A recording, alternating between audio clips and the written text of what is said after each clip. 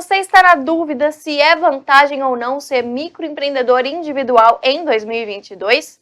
Esse é o tema do Notícia em Detalhe de hoje, o nosso programa quinzenal com participações de especialistas que discutem temas que impactam o universo da contabilidade. Saiba o que considerar antes de tomar a decisão de abrir um MEI. Mas antes, não esqueça de deixar o seu like e se inscrever no canal. O microempreendedor individual foi criado em 2008 pela Lei Complementar 128.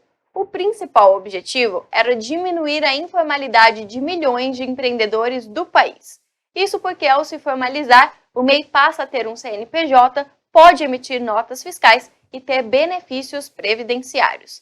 Mas é preciso seguir algumas regras, como pagar a contribuição de forma mensal e anual e se enquadrar nas atividades permitidas. Para falar sobre o assunto, nós convidamos o Fábio Caldin, que é consultor jurídico do Sebrae de Ribeirão Preto, para o Notícia em Detalhe de hoje. Seja bem-vindo, Fábio. Obrigado, Dani. Obrigado pelo convite de participar com vocês. É sempre um grande prazer. Fábio, para a gente relembrar, afinal, quem que pode ser MEI? Qualquer pessoa que deseje se formalizar como microempreendedor individual, Dani, tem essa possibilidade, desde que tenha uma expectativa de faturamento de até R$81 mil por ano, tá? Nessa legislação atual. Existem alguns pontos de atenção em relação a situações que impedem de abrir o MEI, tá? Como, por exemplo, os absolutamente incapazes não podem ter MEI, o servidor público federal ele não pode ter MEI, os servidores estaduais e municipais eles precisam olhar o estatuto próprio deles para ver se ele proíbe ou não essa formalização como MEI. Já existem outras situações que não impedem de ter a abertura do MEI, mas esta pessoa pode perder algum benefício. Então, por exemplo, quem recebe LOAS e BPC, caso abra o MEI, vai deixar de receber esse benefício. Os aposentados por invalidez e quem recebe seguro-desemprego, também existe o risco de perder esse benefício, assim como também quem recebe auxílio-doença. Fábio, desde 2018, o valor do faturamento anual do MEI é de R$81 mil, ou seja, já faz um tempo que não tem uma atualização. Você acha que essa mudança é necessária? Bom, Dani, na verdade, nós tivemos aí uma separação de valores, né? Uma inovação nos valores em relação ao MEI caminhoneiro, né?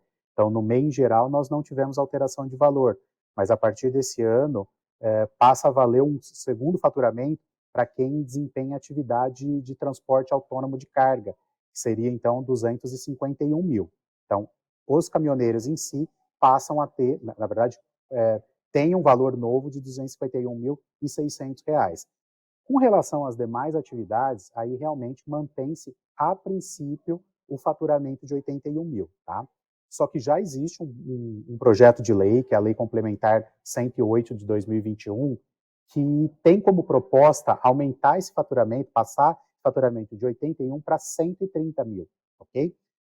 Mas vale ressaltar que esse novo limite ainda não é válido. Esse projeto de lei, qualquer projeto de lei, na verdade, ele precisa ser aprovado pelo Senado, pela Câmara e ter a sanção presidencial. Nesse caso específico, ele já foi aprovado pelo Senado e ele encontra-se na Câmara. Sendo aprovado na Câmara, então esses MEIs passam a ter um novo faturamento de 130 mil. Além do faturamento, esse projeto de lei ele prevê a contratação de mais de um funcionário. Então, o MEI poderia ter 2 funcionários com essa nova proposta que está tramitando na Câmara. Com relação à minha opinião, sim, tá? Eu acho a proposta de grande valia para o público que desenvolve o empreendedorismo através do MEI, né? Nós vimos o ano passado aqui no Sebrae um volume muito grande de MEIs se desenquadrando por conta de faturamento. E isso, consequentemente, acarreta um aumento da carga tributária, né, dos impostos, e que muitas vezes ainda não é suportado pela atividade. Agora, com o aumento de faturamento e a possibilidade de contratação de 2 funcionários, caso essa proposta de lei seja aprovada, isso vai proporcionar ao MEI continuar crescendo e, mesmo assim, enquadrado como MEI por mais tempo. O cenário que nós estamos, com a inflação mais alta, também pode impactar os microempreendedores individuais? Perfeito, Dani, com certeza. Na verdade, esse cenário com a inflação elevada que nós estamos tendo hoje, ele impacta as empresas de uma maneira geral, né? E impactam ainda os menores negócios, né?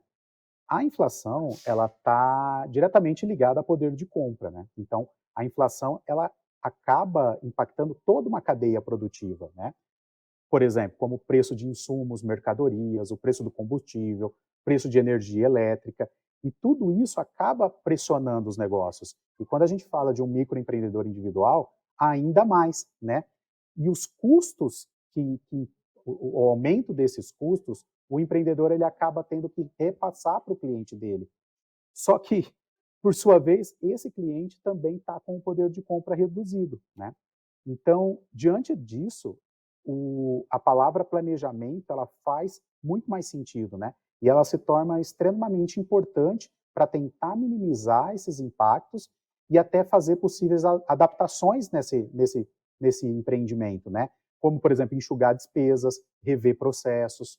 E, Fábio, o que as pessoas devem considerar para saber se realmente abrem um MEI ou não? Ou seja, a partir de que ponto é vantajoso ou desvantajoso para a pessoa que quer começar a empreender?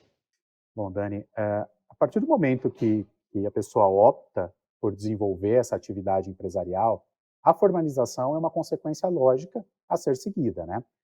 O ato de abrir o MEI, o microempreendedor individual, representa a saída da informalidade, né? E passar a desenvolver a atividade empresarial de maneira regular. A informalidade, ela representa um risco para essa pessoa, né? Então, e dificuldades, né? Complementando dificuldades para essa pessoa, como, por exemplo, o acesso ao crédito, não poder vender para o governo, o risco de apreensão de mercadorias, tá? A credibilidade dessa pessoa para com o cliente e com os fornecedores, a ausência de contribuição previdenciária, não poder emitir nota fiscal. Então, essas são algumas situações, alguns benefícios que ele passa a ter a partir da formalização como MEI. Tá certo, então, essa foi a participação do Fábio Caldin, que é consultor jurídico do Sebrae de Ribeirão Preto, São Paulo. Muito obrigada pela sua participação, Fábio. Obrigado, Dani. Precisando, eu estou à disposição. Atualmente, existem 13 milhões de MEIs no Brasil.